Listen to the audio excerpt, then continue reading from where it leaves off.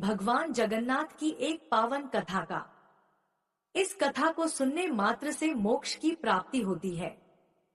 पुरी नाम के एक नगर में माधव नाम के एक ब्राह्मण अपने परिवार के साथ रहते थे।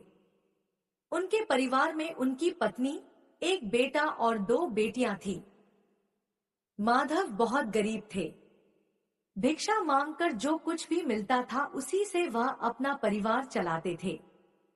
कई दिनों तक उन्हें भूखा रहना पड़ता था। माधव भगवान जगन्नाथ के सच्चे भक्त थे। वह रोज गीता के सभी 18 अध्याय के श्लोकों का पठन करते थे। इसी वजह से उन्हें हर कोई पंडित माधव कहकर बुलाता था।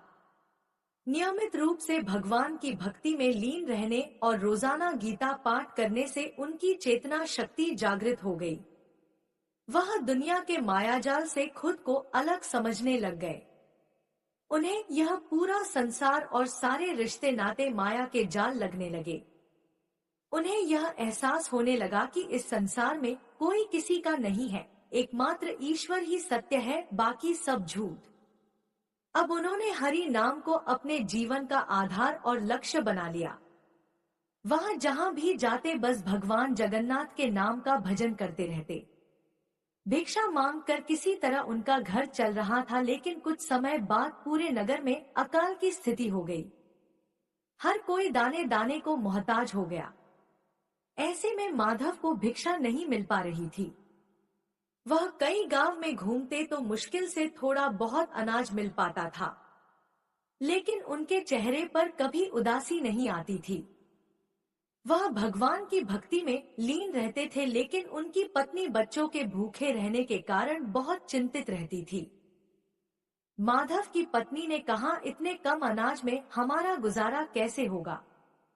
हमारे बच्चों का पेट नहीं भरता है। उन्हें भूखा देखकर मुझे बड़ी तकलीफ होती है। माधव ने कहा, तुम चिंता मत करो, भगवान जगन्नाथ जी की कृपा से सब अच्छा हो जाएगा, उन पर विश्वास करो। पत्नी झल्ला कर चली जाती और माधव भगवान की भक्ति में लीन हो जाते।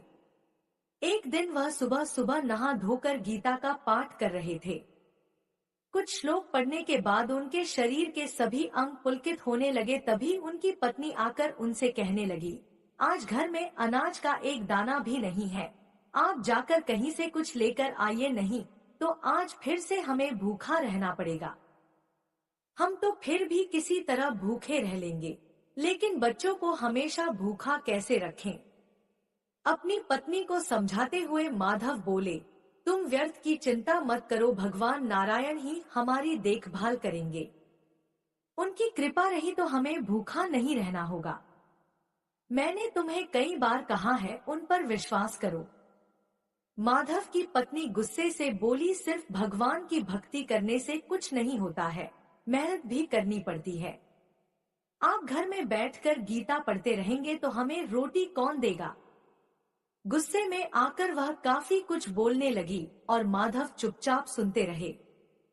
फिर वह एक श्लोक पढ़ने लगे जिसका अर्थ था, जो मेरे दिव्य स्वरूप को ध्यान में रखकर पूजा करते हैं, मैं उनकी हर आवश्यकता को पूरा करता हूँ और अपने भक्त की हर इच्छा की पूर्ति करता हूँ। माधव की पत्नी ने कहा, यह तो द्वापर युग की बात है, लेकिन क्या इस घोर कलयुग में भगवान जगन्नाथ आपके लिए भोजन भेज देंगे? अगर आपने भौतिक वस्तुओं का त्याग नहीं किया तो आप बेवजह भूखे रहकर अपने और अपने परिवार की मौत का कारण बनेंगे। पत्नी से इस तरह की बातें सुनकर माधव क्रोधित हो गए। उनकी पत्नी पहले से ही गुस्से में थी।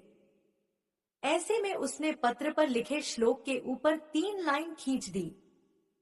पत्नी के इस व्यवहार से माधव के क्रोध का ठिकाना नहीं रहा। भक्त के सामने उसके भगवान की अवहेलना सहन नहीं की जा सकती, इसीलिए क्रोधित और दुखी माधव अपने गीता को लेकर भिक्षाटन के लिए निकल गए। अपनी प्रिय भगवत गीता की ऐसी हालत से वह मन ही मन अत्यंत दुखी थे।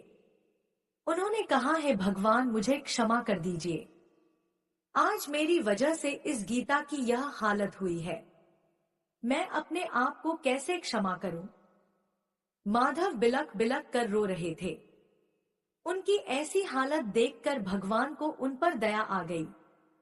भगवान जगन्नाथ ने बालक का वेश धारण कर लिया और एक बड़े बर्तन में तरह तरह के भोज्य पदार्थ, अनाज और द्रव्य लेकर माधव के घर पर जा पहुँचे और बाहर खड़े होकर आवाज लगाई, घर में कोई है? बालक की आवाज सुनकर माधव की पत्नी बाहर आई। यह सब तुम्हारे पति ने भेजा है, इसे ले जाओ, मुझे कहीं और जाना है, मेरे पास बहुत सारे काम है। यह सब देखकर ब्राह्मण पत्नी को बहुत आश्चर्य हो रहा था। उसके मुख से एक भी शब्द नहीं निकल रहे थे। उसने मन ही मन सोचा, नगर में भुखमरी फैली हुई है, ऐसे हालात में इतने सारे अनाज और भोजन कोई कैसे दे सकता है। वह सोचने को मजबूर हो गई थी कि तभी उसकी नजर बालक के मुख पर गई। अरे यह क्या, तुम्हारे मुख से तो खून निकल रहा है। बालक बने भगवान श्री जगन्नाथ जी ने कहा, तुम व्यर्थ की चिंता मत करो माता, मेरे एक मित्र से थोड़ी सी लड़ाई हो गई है, उसी वजह से मेरी जीभ थोड़ी सी कट गई है, यह थोड़ी देर में ठीक हो जाएगा। अनाज से भरा बर्तन देकर वह बालक अदृश्य हो गया, जिससे ब्राह्मण पत्नी और ज्यादा आश्चर्यचकित हो गई। उन्हें कुछ समझ में नहीं आ रहा था कि यह सब क्या हो रहा है। कुछ देर बाद माधव घर लौटे तो उन्हें तुलसी और चंदन की अद्भुत खुशबू आ रही थी। उनका पूरा घर खाद्य सामग्री से भरा था। घर में ढेर सारे अनाज और द्रव्य नजर आ रहे थे, जिसे देखकर वह आश्चर्यचकित हो गए। तब उन्होंने अपनी पत्नी से इस बारे में पूछा तो उन्होंने बालक की सारी बात बताई। अपनी पत्नी की बात सुनकर माधव दास बोले, इसका मतलब वह साक्षात भगवान जगन्नाथ थे, वे स्वयं यहाँ आए थे। माधव के आनंद का ठिकाना नहीं रहा, वह खुशी से नाच रहे थे। उनकी पत्नी भी अब समझ चुकी थी कि वह कोई और नहीं बल्कि स्वयं भगवान जगन्नाथ थे। उन्हें अपनी गलती पर पछतावा हो रहा था। दोनों पति पत्नी ने भगवान से माफी मांगी।